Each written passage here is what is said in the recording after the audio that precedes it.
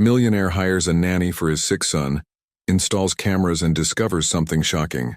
The Cortez mansion stood imposingly against the Boston sky, its mirrored windows reflecting the setting October sun. Leonardo Cortez watched the city from his office on the top floor, a glass of whiskey untouched on the mahogany table. His dark brown eyes were fixed on a distant point, while his mind wandered through the empty corridors of his own life. The soft sound of the door opening brought him back to reality. Margaret, his assistant for over a decade, entered with a black folder in her hands. "Mr. Cortez, the CVs of the candidates you requested." Her voice was professional, but Leonardo detected a note of concern. She knew the situation too well to maintain total neutrality. "How many this time?" he asked, turning his chair to face her. 15, all with excellent references and experience with children who need special care. Leonardo picked up the folder, quickly flipping through the documents. Each candidate looked perfect on paper, but he knew better than anyone how appearances could be deceiving. "Schedule interviews with the top 3 for tomorrow." "Sir," Margaret hesitated. "Dr. Matthews called.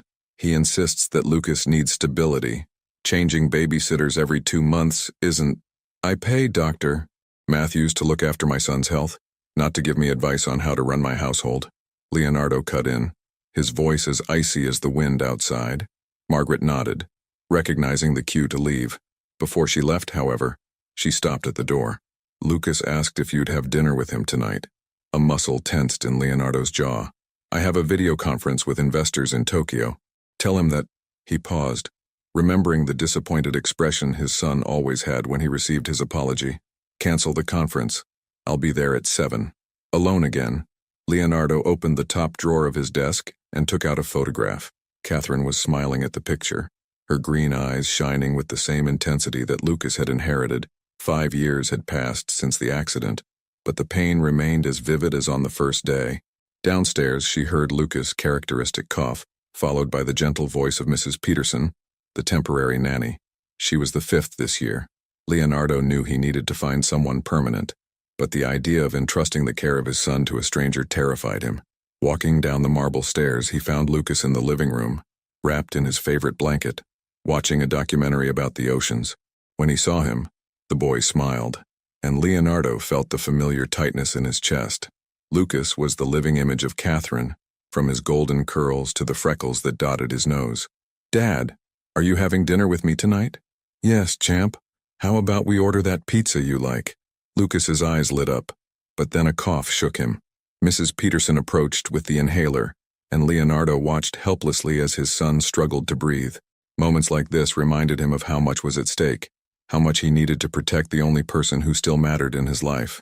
Later, after putting Lucas to bed, Leonardo sat in his private office, turning on the monitors that showed every room in the house.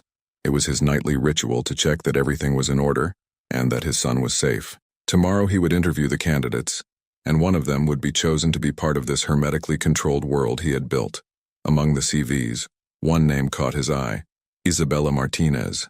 Her references were impeccable, her experience with sick children extensive, but it was something about her photo that stopped him, a genuine smile that reached his eyes, unlike the rehearsed expressions of the other candidates. The phone rang, interrupting his thoughts. It was her lawyer, Richard. "Leonardo, I've received the documents for the new nanny. Do you want me to include the same confidentiality clauses?" "All of them, and add one about the security cameras. You know that can scare off good candidates, don't you?" Leonardo looked at Catherine's photo again. Anyone who has nothing to hide won't have a problem with surveillance. Hanging up the phone, he turned his attention to Isabella's CV. Tomorrow he would meet her in person, and something told him that this interview would be different from the others. Whether it was her exceptional qualifications or the sincere look in her photograph, there was something about her that piqued his curiosity. And Leonardo Cortez wasn't used to being curious about anyone. The Cortez Enterprises meeting room was silent when Isabella Martinez entered. The natural light coming in through the large windows contrasted with the austere atmosphere of the room. Dressed in a discreet navy blue ensemble, she maintained a serene posture, although her heart was beating fast. Leonardo Cortez watched her from the other side of the glass table, analyzing every detail. His eyes, trained in assessing people, noticed her delicate but firm hands, the way she maintained eye contact without showing intimidation, and above all, the calm that emanated from her presence. "Ms. Martinez," he began, his voice controlled. "Your resume is impressive. 6 years caring for children with special needs, specialization in pediatric nursing, exemplary letters of recommendation, almost too perfect." Isabella smiled slightly. "Mr. Cortez, I learned early on that perfection is an illusion.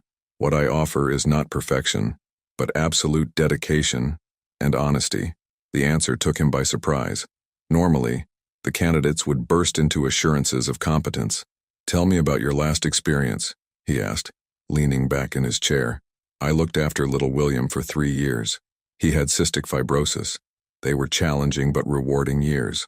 Unfortunately," she paused, and Leonardo noticed a glint of emotion in her eyes. "William passed away 6 months ago. That's when I decided I needed some time to process the loss. And what makes you think you're ready to take on another complex case?" "Because grief taught me compassion, not fear. Your son deserves someone who understands that caring goes beyond administering medication and following protocols." Leonardo stood up and walked over to the window. "Ms. Martinez, I need to be straightforward. This position requires more than professional competence. There are security cameras throughout the house. Your privacy will be limited. Many find it too invasive. I understand your need to protect your son, Mr. Cortez. If I were in your position, I would probably do the same." She paused significantly. "But I hope that, in time, you'll realize that trust is built through actions, not surveillance." He turned, staring at her with intensity. "Are you questioning me, Ms. Martinez?" "No, sir. I'm being honest, as I promised at the beginning of this conversation." A dense silence filled the room. Margaret Ayers, who was watching the interaction from the doorway, held her breath. In 15 years, she had never seen someone so subtly challenge her boss. "Would you like to meet Lucas?" Leonardo's question surprised even him. On the 4th floor of the mansion, Lucas was finishing his physiotherapy session when they entered. His green eyes lit up at the sight of his father, but it was Isabella who captured his attention. "You must be Lucas," she said, approaching with a warm smile. "I hear you're a fan of documentaries about oceans." The boy's face lit up. "Do you like them too?" "I love it. Did you know that humpback whales sing different songs every year?" Lucas laughed, a sound that made Leonardo freeze. He hadn't heard that laugh in weeks. For the next hour, Isabella talked to Lucas about abyssal seas, coral reefs, and her experience as a volunteer in an aquarium. Leonardo watched, noticing how she naturally included breathing exercises in the conversation, without Lucas realizing he was being treated. "Dad," Lucas called out when Isabella left to get some water. "She's different from the others." Leonardo nodded thoughtfully. "Yes, she is." Later, in his office, Leonardo was rereading the employment contract. Margaret came in with a cup of coffee. "The other candidates are still waiting, sir. Cancel the interviews," he replied, without taking his eyes off the document. "Miss Martinez starts tomorrow. Are you sure?" She was quite frank during the interview. Leonardo looked up. "Precisely why. Lucas needs someone who isn't afraid to tell the truth, even if it means confronting me occasionally." That evening, while checking the cameras one last time, Leonardo stopped at the recording of the conversation between Isabella and Lucas. There was something about the way she interacted with her son, a mixture of professionalism and genuine affection that he couldn't ignore. His phone vibrated with a message from Richard. "Contract sent to Miss Martinez. She has already signed and returned it. Start tomorrow at 7 a.m. Leonardo looked at the photo of Catherine on his desk. "What would you think of her, my love?" he whispered into the silence. The answer came in the form of a memory. Catherine always said that eyes don't lie, and Isabella Martinez's eyes conveyed a truth he couldn't deny. Closing the monitors, Leonardo allowed himself a moment of hope. Maybe, just maybe, he had found someone who could bring light not only into Lucas's life, but into the whole house that had lived in the shadows for so long. The dawn brought with it a soft mist that covered the gardens of the Cortez mansion. Isabella arrived punctually at 7, carrying a modest bag and a small package wrapped in colored paper. Margaret greeted her in the entrance hall, her heels echoing on the marble floor. "Mr. Cortez is video conferencing, but he left detailed instructions about Lucas's routine," Margaret explained, guiding her up the stairs. "The list of medications, schedules, and emergency contacts is in his room." In the hallway on the 2nd floor, they stopped in front of a door decorated with phosphorescent stars. Margaret hesitated before opening it. Ms. Martinez. Lucas had a difficult night. The change in temperature always affects his breathing. Isabella nodded in understanding. Can I see the night's records? It would help to understand his breathing pattern. Inside the room, Lucas slept restlessly. The heart monitor next to the bed emitted a soft, steady beep. Isabella approached silently, watching the vital signs with experienced eyes. "Good morning, little navigator," she whispered as Lucas began to wake up. The boy opened his eyes slowly, a faint smile appearing on his pale face. "You really came." His voice was hoarse. "Of course I came, and I've brought something special for you." She handed over the colorful package. Lucas carefully unwrapped it, revealing a miniature constellation projector. "Wow, it's like having the universe in your bedroom. I thought we could create our own starry ocean here. But first, how about a nutritious breakfast to regain your energy?" On the other side of the mansion, Leonardo watched the interaction through the cameras.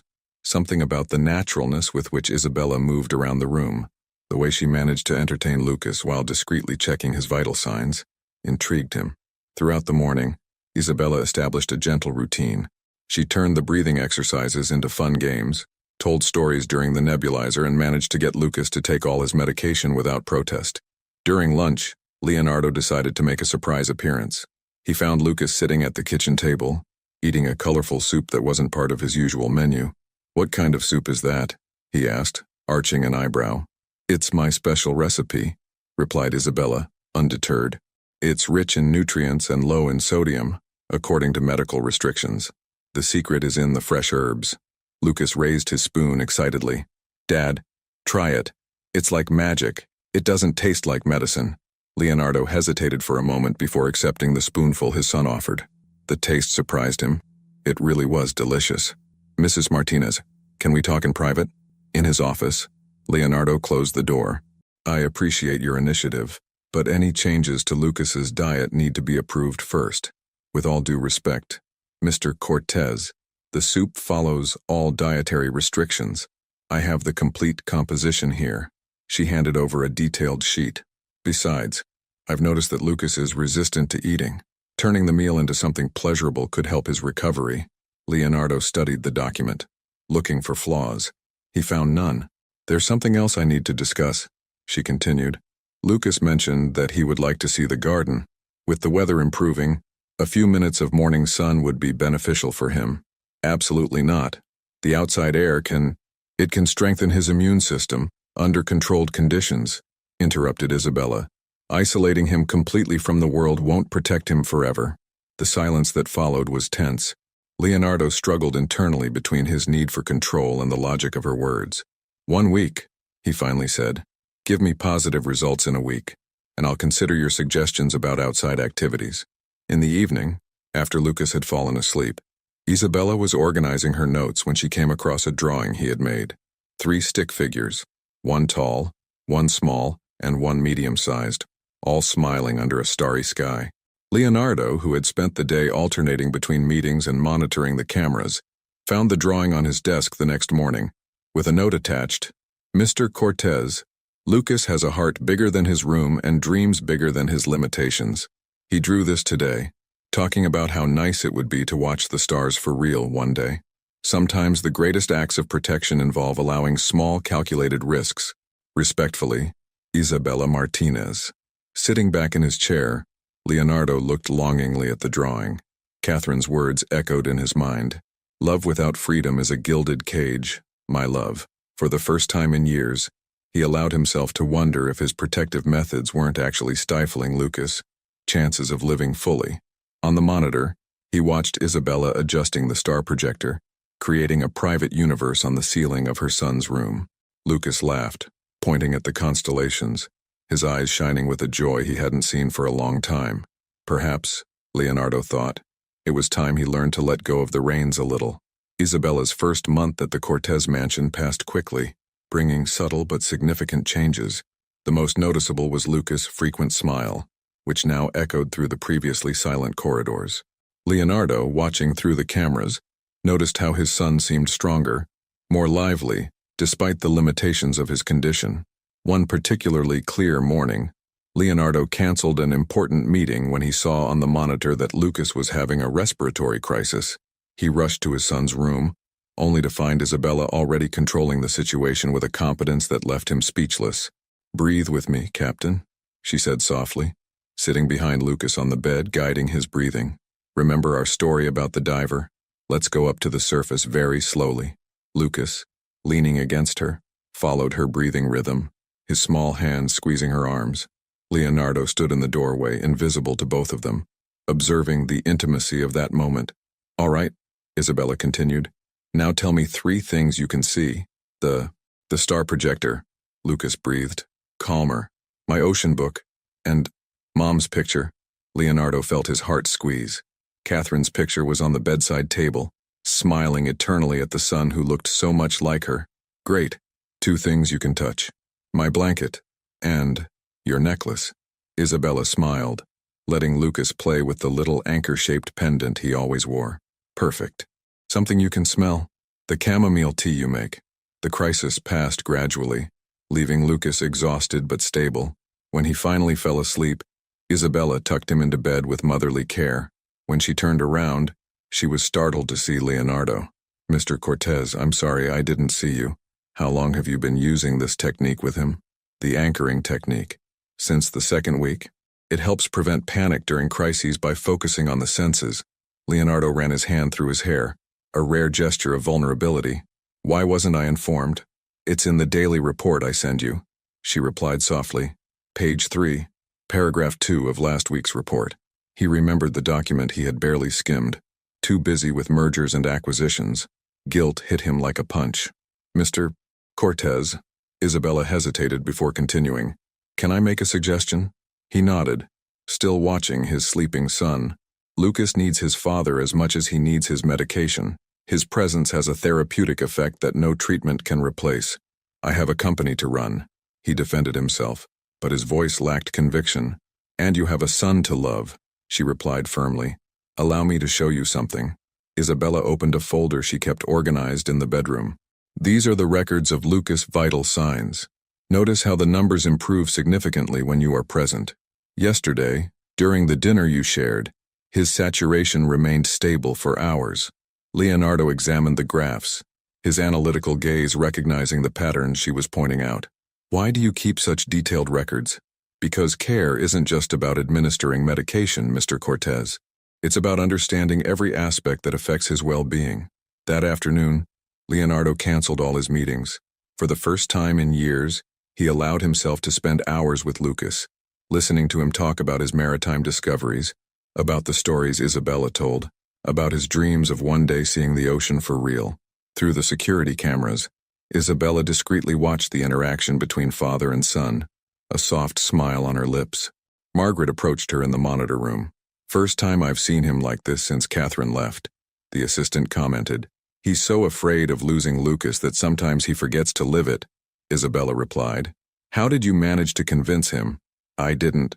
I just showed him that love and protection don't have to be mutually exclusive." In the evening, after Lucas had fallen asleep, Leonardo found Isabella in the kitchen, preparing the chamomile tea that her son loved so much. "Miss Martinez." "Isabella, please." "Isabella," he corrected himself. "Thank you. For today, for everything." She smiled, that genuine smile that had intrigued him since the first interview. "Lucas is an extraordinary boy, Mr. Cortez. He doesn't just need to survive, he deserves to flourish." Leonardo picked up a cup of tea, smelling the soft aroma. Catherine used to say something like that. It was the first time he had mentioned his late wife voluntarily to anyone in years. The silence that followed was not uncomfortable, but full of mutual understanding. That night, before going to sleep, Leonardo turned off the cameras in Lucas' room for the first time. Some things, he realized, needed to be felt with the heart, not monitored by screens. Autumn was painting the mansion's gardens in golden hues when Isabella completed 2 months of work. The routine had settled comfortably, and even Leonardo was beginning to relax his strict security protocols. However, an accidental discovery was about to shake up the harmony that had been achieved. During a particularly hectic afternoon, while organizing some documents in Leonardo's office at his request, Isabella accidentally knocked over an old folder. As she picked up the scattered papers, her eyes caught something that made her freeze. A police report about the accident that had killed Catherine Cortez. Normally, she would have put it away immediately, respecting her employer's privacy, but one sentence jumped out at her. Suspicious circumstances regarding brake system failure. "What are you doing?" Leonardo's voice startled her. He was standing in the doorway, his face a mask of restrained fury. "Mr. Cortez, I'm sorry. The briefcase fell and I—" "Get out." His voice was pure ice. "Please, let me explain." "Get out." The scream reverberated through the walls, making Isabella back away. In the hallway, she found Lucas, startled by the noise. "What happened to Dad?" "Nothing, darling. Sometimes adults need a moment alone." She led him to his room, trying to remain outwardly calm while his heart was pounding. Hours later, when Lucas finally fell asleep, Isabella found an envelope in his bag. Inside was a large check and a note. "Your services are no longer required." Instead of collecting her things and leaving, she did something unexpected. She went to Leonardo's office. She found him sitting in the dark, a half-empty glass of whiskey in his hand. "You can't fire me." Leonardo looked up in disbelief. "Excuse me. Lucas has an important appointment tomorrow. Next week we start aquatic physiotherapy. In 3 days' time he has a presentation on the whale project. I'm not going to abandon him in the middle of all this. You've crossed every line." "No, Mr. Cortez. You've built so many walls that you've forgotten there are people on the other side." She took a deep breath. "Including your son. Don't you dare mention—" "Lucas asks about his mother every day. And do you know what he wants to know most? If she loved him, because his father never talks about her, never shares memories, never—" "Enough." Leonardo stood up abruptly, knocking over his glass. "You don't know anything about loss." "I know more than you think," she replied softly. "William wasn't the first patient I lost, and each loss has taught me that silence doesn't protect. It suffocates." The silence that followed was deafening. Leonardo staggered to the window, his back stiff with tension. "It was my fault," he whispered at last. "Catherine wanted to go to Lucas's recital. I was busy with an important merger. I said I'd send the driver, but she insisted on going alone. If I'd gone, the accident wouldn't have happened," added Isabella gently. "Or would I have lost them both?" Leonardo turned, his eyes shining with restrained tears. "The report. There were suspicions of sabotage. A competitor out to get me. Catherine died because of me. She died because someone committed a terrible crime. It's not your fault." "How can you be so sure?" "Because I see how you protect Lucas, how you would sacrifice everything for him. The man I love, Catherine, wouldn't be able to—" She stopped abruptly, realizing what she had said. Leonardo noticed too, his eyes meeting hers with intensity. "Miss Martinez, I'm sorry." She retreated towards the door. "That was inappropriate." "Isabella," he called, using her first name for the second time since she had arrived. "Please stay." She stopped, her hand on the doorknob. "Lucas needs you," he continued. "And maybe I do too." At that moment, a scream came from Lucas's room. They both ran, finding the boy sitting on the bed, crying after a nightmare. "Mommy," he sobbed. "I dreamt about Mommy." Leonardo hesitated for a moment, then sat down on the bed and pulled his son into his arms. "Do you want me to tell you about the day your mother took you to see the dolphins for the first time?" Lucas's eyes widened. It was the first time his father had volunteered a memory of Catherine. Isabella moved silently to leave, but Leonardo reached out, holding her wrist gently. "Stay," he asked. "Please." And so, in the early hours of that morning, the walls truly began to come down. Leonardo shared stories about Catherine, her laughter, her love of the sea, her passion for life. Lucas fell asleep smiling, finally getting to know a little more about the mother he had lost so early. Isabella's unintentional revelation created a subtle tension in the Cortez mansion. In the days that followed, Leonardo oscillated between moments of disconcerting closeness and exaggerated professional distance. To complicate matters further, Lucas, with his childlike perceptiveness, began to notice the changes in the dynamic between his father and his caregiver. One particularly cold November morning, during a physiotherapy session in the heated pool, Lucas decided to broach the subject in his own way. "Isabella, do you like my father?" The question caught her off guard, making her almost drop her flotation device. "Of course I do, Lucas. Your father is a good man." "Not like that," he insisted, his green eyes sparkling with wit. "You like him like Mom liked him." I saw you looking at each other at dinner yesterday. Isabella felt her face burn. Lucas, the relationship between your father and me is strictly professional, but he smiles differently when you're around, like in the old photos with Mom. Before Isabella could reply, Margaret appeared at the edge of the pool. Ms. Martinez, Mr. Cortez requests your presence in the office immediately. On the way to the office, Isabella tried to calm her racing heart. She found Leonardo standing looking out of the window, his tense posture giving away his unease. We need to set some limits, he said without turning around. Mr. Cortez, if this is about what happened the other night, it's about everything, he interrupted her, finally turning around. About how Lucas is getting too attached. About how things are changing. Change isn't always bad. It is when it puts my son's well-being at risk.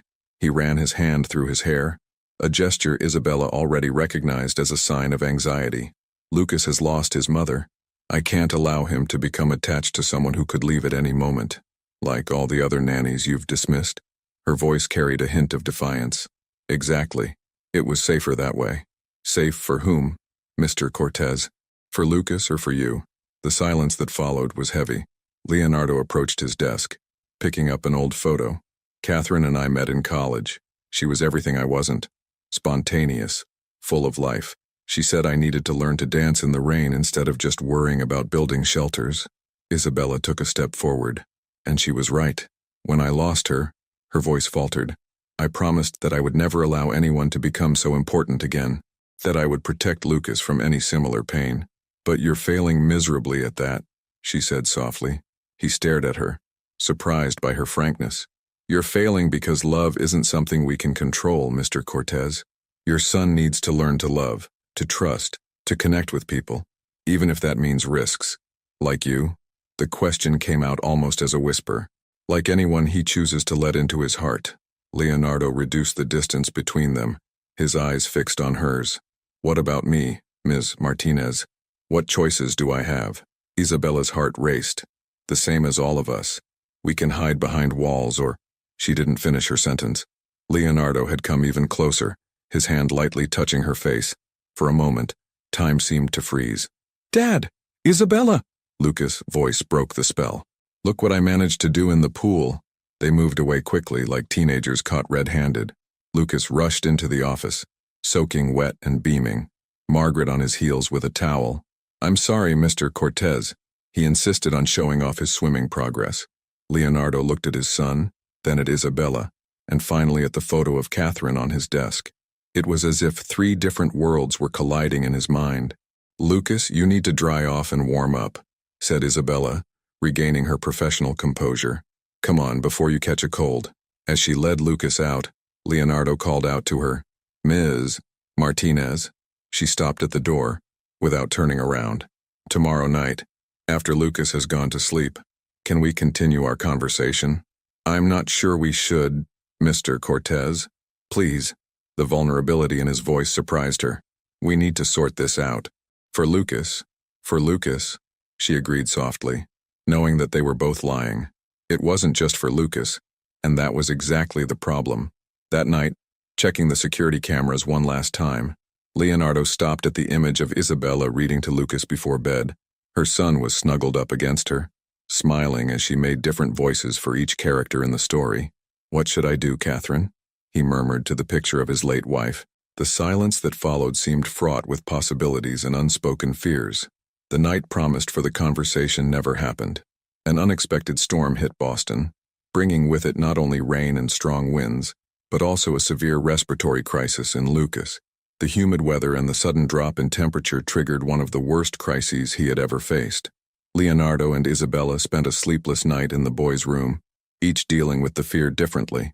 While she maintained the outward calm needed to administer medication and monitor vital signs, he paced the room like a caged lion, alternating between phone calls to doctors and moments of pure yet contained panic.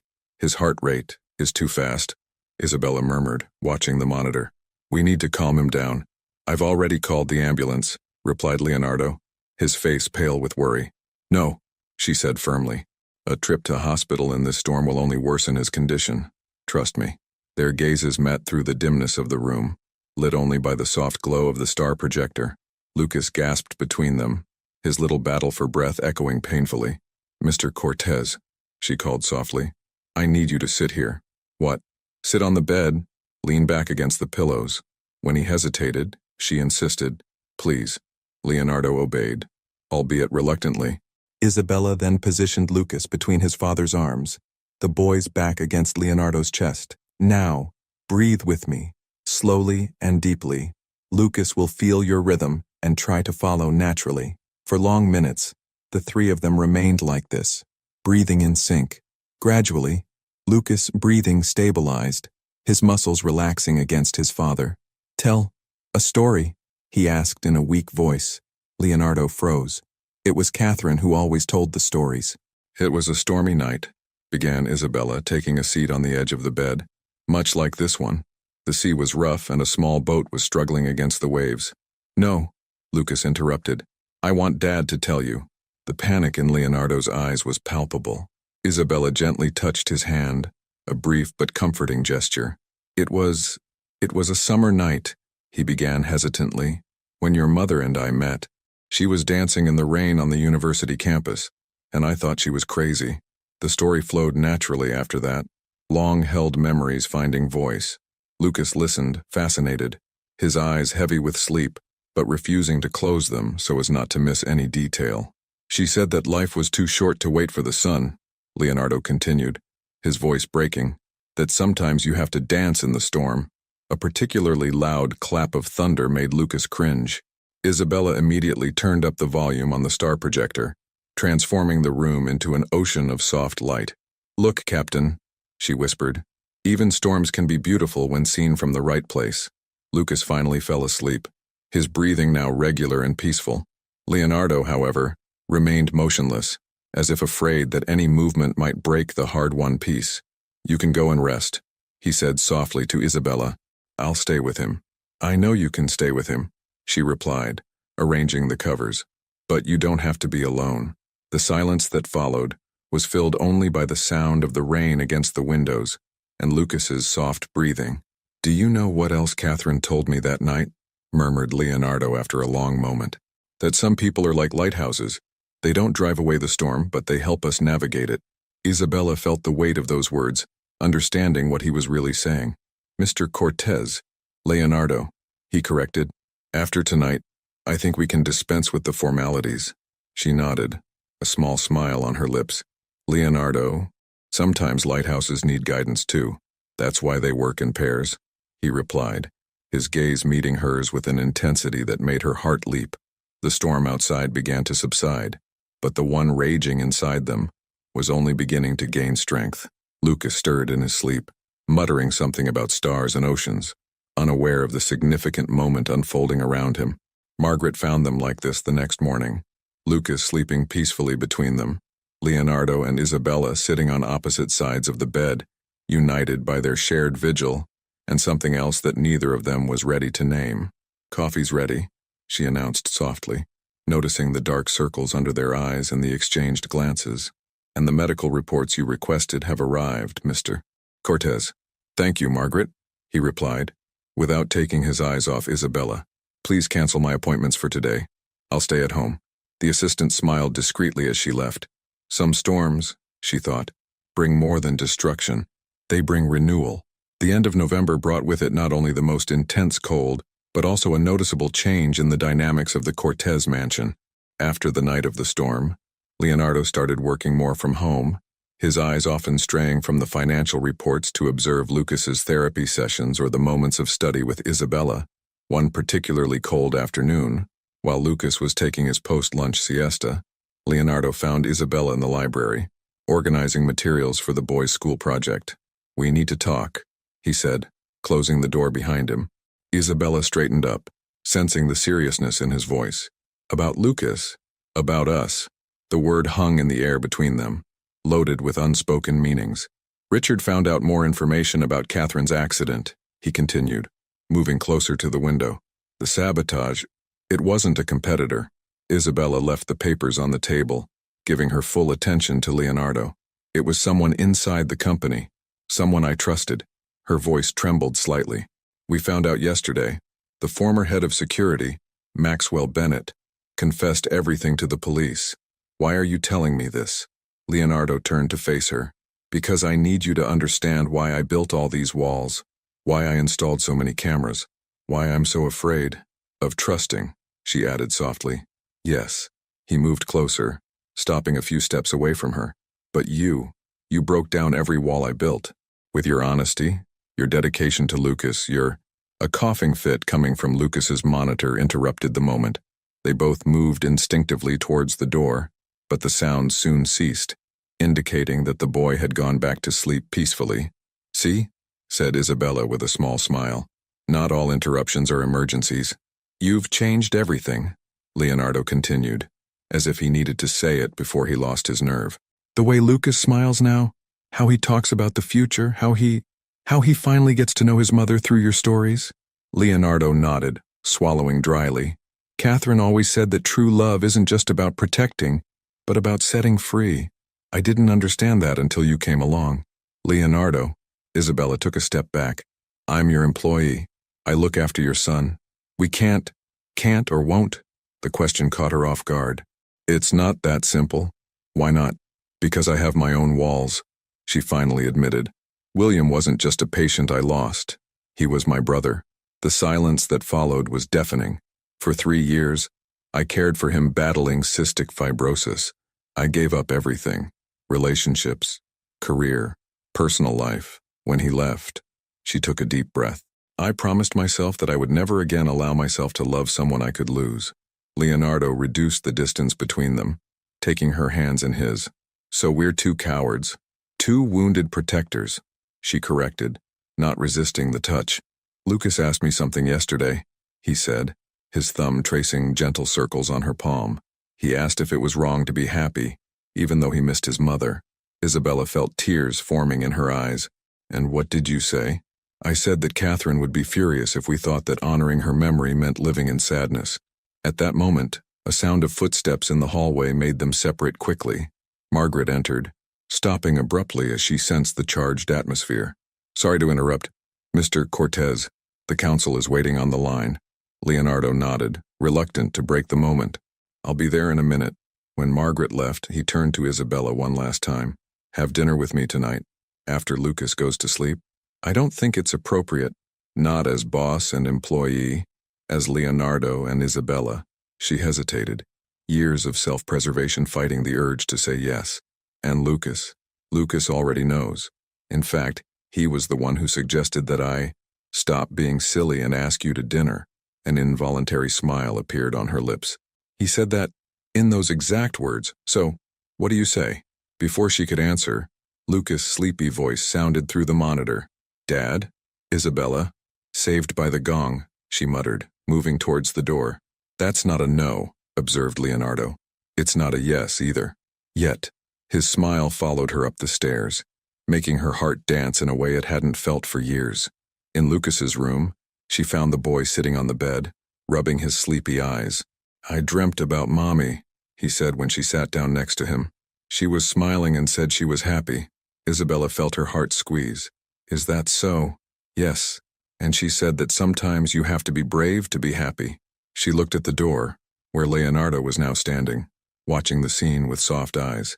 You know something, Lucas. I think your mother was very wise. So you're having dinner with Dad? Isabella laughed, surprised by the boy's insight. We'll see. Now, how about we finish that project on whales? The dinner took place, not that night, but a week later, when the first snow of winter began to fall on Boston. Leonardo had prepared everything with meticulous care. The table on the enclosed, heated veranda decorated with soft lights, the specially chosen menu, even a small jazz ensemble playing in the background. Isabella arrived punctually at 8 after putting Lucas to bed. She wore a simple navy blue dress that made her eyes sparkle like sapphires. I thought you said no, teased Leonardo, pulling out the chair for her. Technically, I never said no, she replied, smiling. I just put it off until I was sure. Sure of what? That it wouldn't harm Lucas. Leonardo poured wine for them both, his movements deliberately slow. And you came to a conclusion.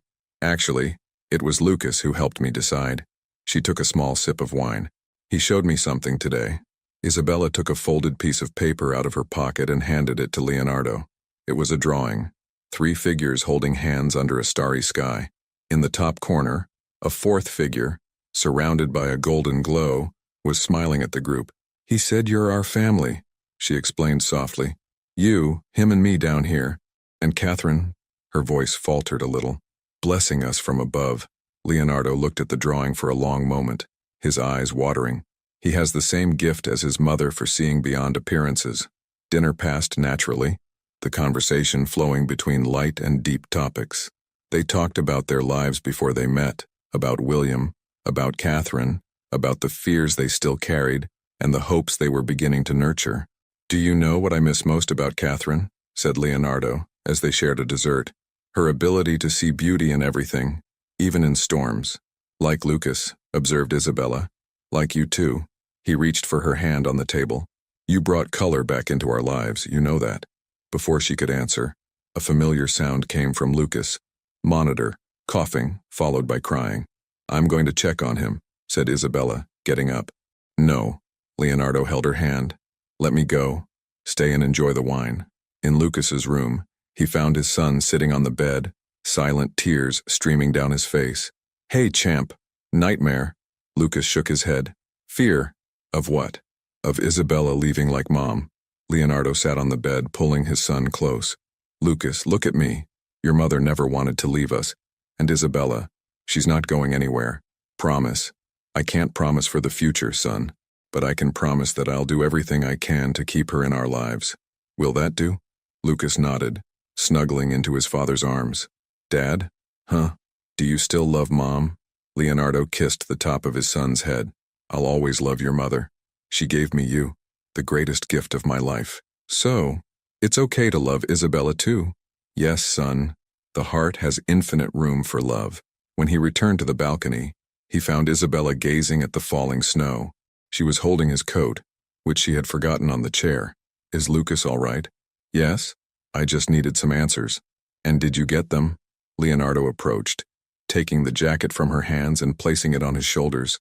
"Actually, I think we all got some answers today." Isabella turned to face him, her eyes reflecting the soft lights of the balcony. "Leonardo, don't say anything yet," he asked.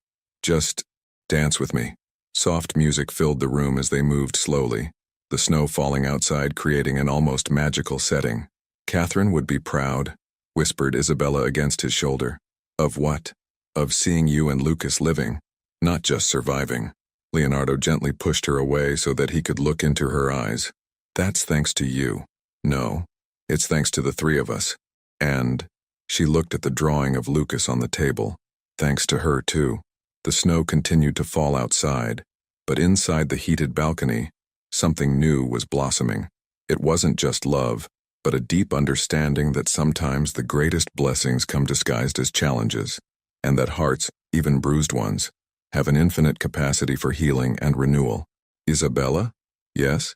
Thank you for teaching us to dance in the storm." She smiled, remembering the stories about Catherine. "Thank you for showing me that some lighthouses can be a home." Winter was beginning to show its first signs of retreat when the Cortez mansion experienced its first major test. Lucas had developed an infection that kept him hospitalized for 3 days, leaving Leonardo and Isabella on constant alert. At the hospital, their masks of composure were beginning to show cracks. Leonardo alternated between frantic calls to specialists and moments of anguished silence, while Isabella kept a tireless vigil by Lucas' bedside. "You need to rest," Leonardo insisted on the 3rd night, finding her dozing in an uncomfortable position in the bedroom armchair. "I'm fine," she replied, straightening up. "I'd rather stay here." "Why?" She hesitated before answering. "Because that's how I lost William. One night, I decided to go home and rest. When I came back in the morning, Leonardo crossed the room in 3 strides, pulling her into his arms. It was the first public display of affection between them, but at that moment, nothing else mattered apart from the mutual comfort they found in each other. "He's not William," she whispered against his hair. "And you're not alone this time." Lucas watched the scene through squinted eyes, a small smile on his pale lips. "You look like a couple from a movie," he murmured. They both broke apart, surprised to realize that he was awake. "How are you feeling, Captain?" asked Isabella, quickly regaining her professional composure. "Hungry?" he replied, Can I have something besides that transparent stuff? He pointed to the serum. Leonardo laughed, the first genuine sound of joy in days. I'll see what the doctors allow. When they were alone, Lucas looked seriously at Isabella. You love my father, don't you? The direct question caught her off guard. Lucas? It's okay, he continued. Mom appeared in my dream yesterday. She said you have a heart as big as the ocean. Isabella felt tears forming in her eyes.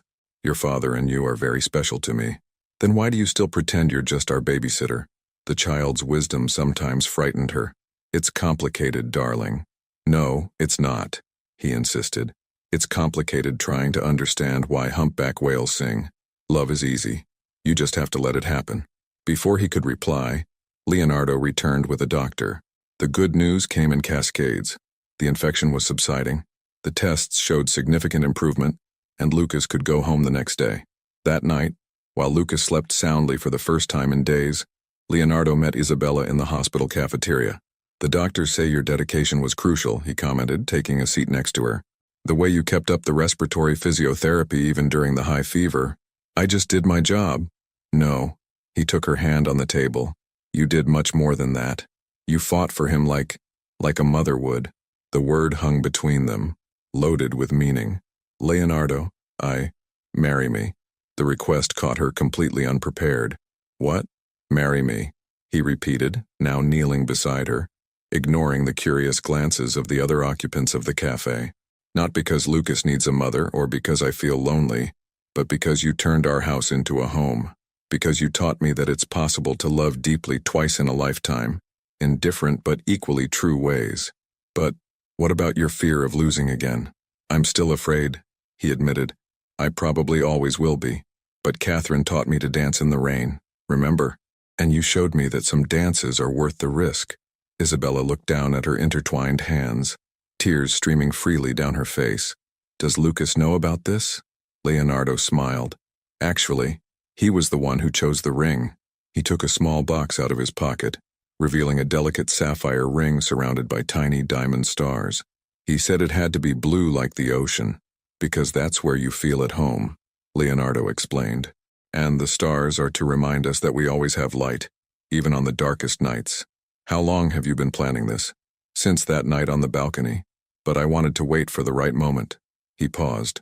Although, after these last few days, I've realized that there is no perfect moment.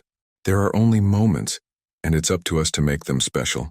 Isabella looked at the ring, at Leonardo kneeling in front of her, and thought of all the barriers she had built up after losing William. She thought of Lucas, of his innocent wisdom about love being easy.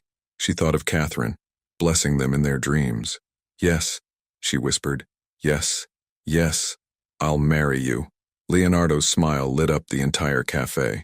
When he slid the ring onto her finger, discreet applause echoed around the room. I think we have an audience, she murmured, blushing.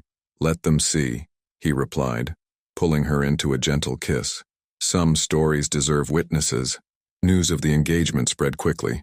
Margaret was the first to notice the ring on Isabella's finger when they returned from the hospital, and her knowing smile said that she probably already suspected it would happen. Isabella's transition from Nanny to Leonardo Cortez's official fiancé generated buzz in Boston's high society. The gossip papers tried to create sensationalist stories, but the dignity with which the couple handled the situation, always putting Lucas' well-being first, soon silenced the meanest tongues. One particularly significant morning, Leonardo found Isabella in Catherine's old bedroom, which had remained untouched for years. Are you sure you want to do this today? He asked, watching her look at the photographs on the walls. Lucas deserves to know more about his mother, she replied, gently touching a photo of Catherine smiling, pregnant, in front of the ocean. And I need to get to know her too. Leonardo hugged her from behind, both of them contemplating the memories preserved in time. She would have liked you. How can you be sure? Because you have the same sparkle in your eyes when you talk about making a difference in other people's lives. He paused, taking a deep breath. Catherine always said that our purpose in life is to leave the world a little better than we found it. Lucas appeared in the doorway, hesitant. May I come in? Of course, my love, Isabella called, holding out her hand to him. The boy approached cautiously, his green eyes, so similar to his mother's, taking in every detail of the room. She liked to collect shells, explained Leonardo, showing him a shelf full of different specimens. Each one had a story. Like this one? Lucas picked up a delicate pink shell. This one? Leonardo smiled at the memory. It was from the first time she felt you move. We were on the beach, Nars, and she swore you were dancing inside her to the sound of the waves. Isabella watched the interaction between father and son, her heart overflowing with love and respect for the woman who had been so important in their lives. Can we keep some of her things in my room? Asked Lucas shyly. Of course we can, replied Leonardo. Actually, I was thinking of turning this room into something special. Like what? Asked Lucas and Isabella simultaneously. A memorial, a place where we can come whenever we want to feel her presence, with photos, her shells, her favorite books. And we could add new things too, suggested Lucas, like photos of us, so she can see how happy we are. Leonardo felt tears well up in his eyes. That's a perfect idea, son. That afternoon, the three of them worked together, reorganizing the room, not to erase Catherine's presence, but to celebrate her in a new way. Isabella found a diary among the books and, with Leonardo's permission, began to read it. She wrote about you every day during her pregnancy, she told Lucas. Look at this. Today, my little sailor has decided that 3 a.m. is the perfect time to practice swimming. Leonardo says he'll be an Olympic athlete, but I bet he'll be an ocean explorer. Lucas laughed. She was right. I love the sea. While sorting through the photographs, they found a particularly touching one. Catherine dancing in the rain, her face lifted to the sky, radiant with happiness. This was on our wedding day, explained Leonardo. It started raining during the reception, and instead of getting upset, she pulled everyone out to dance in the garden. Isabella smiled, imagining the scene. She really knew how to turn ordinary moments into extraordinary ones. Like you, said Lucas, hugging her around the waist. At night, after Lucas had gone to sleep, Leonardo found Isabella on the balcony, gazing at the stars. What are you thinking about? About how love has many forms, she replied. About how it's possible to honor the past while building the future. He hugged her, feeling the engagement ring between their intertwined fingers. Do you know what Catherine wrote in her last diary? Isabella shook her head. True love is not possessive. It is like the ocean. It has infinite space to hold all the currents, all the tides, all the lives that pass through it. She was very wise. Yes, she was. And I'd be happy to see us find our own tide.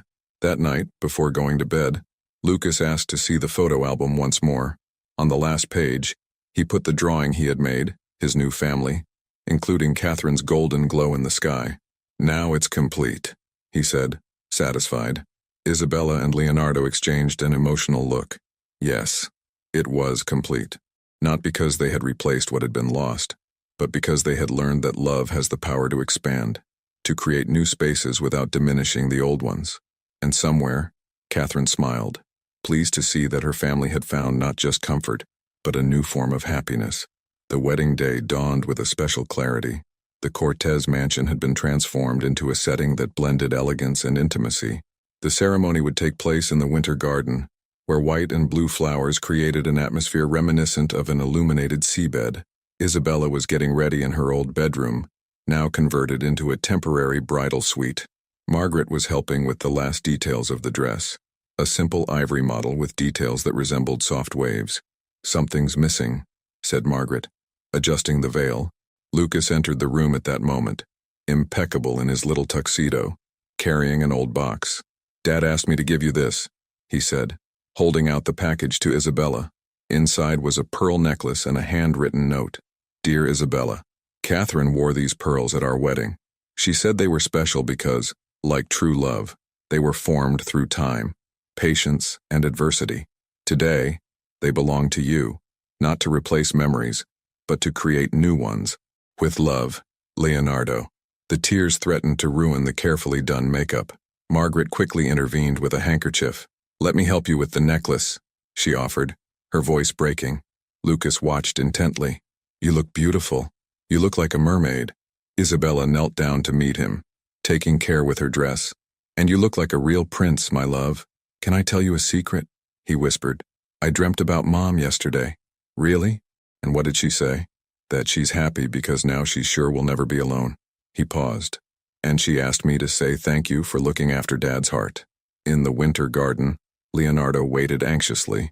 The judge was already in place, and the few selected guests took their seats. Soft music began to play, not the traditional wedding march, but an oceanic melody reminiscent of whale songs.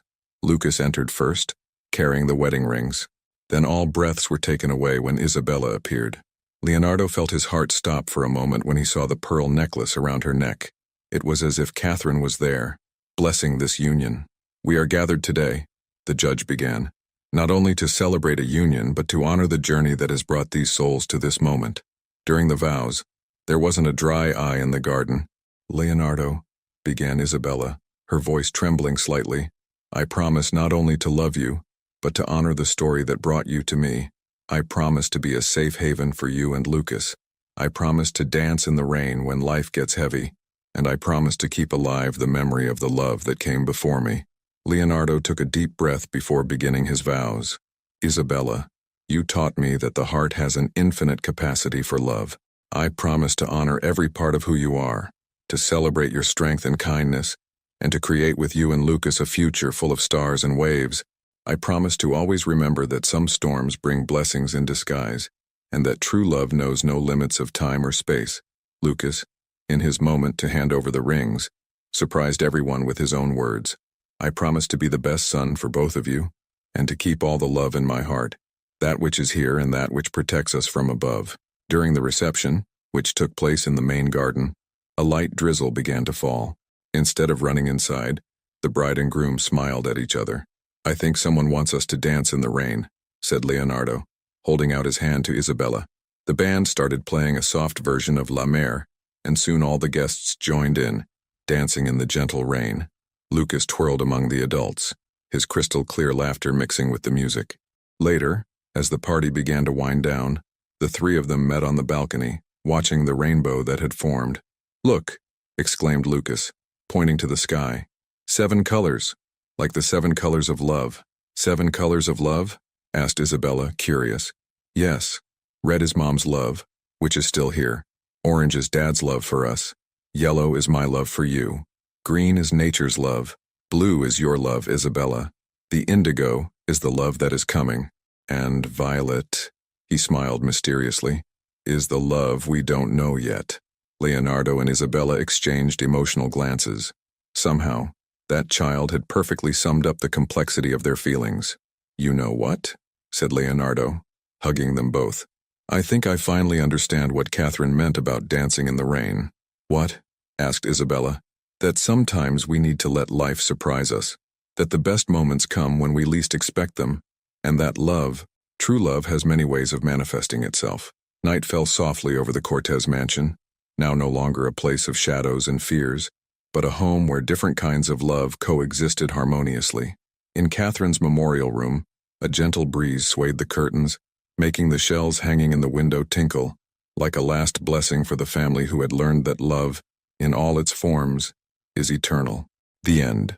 If you could write a letter to keep in the memorial room, as the Cortez family did for Catherine, what memories or unspoken feelings would you want to preserve for someone special? Leave your opinion in the comments. Thank you so much for watching until the end. If you enjoyed this story, don't forget to subscribe to the channel, leave a like, and comment your thoughts. Your participation is very important to us. See you next time.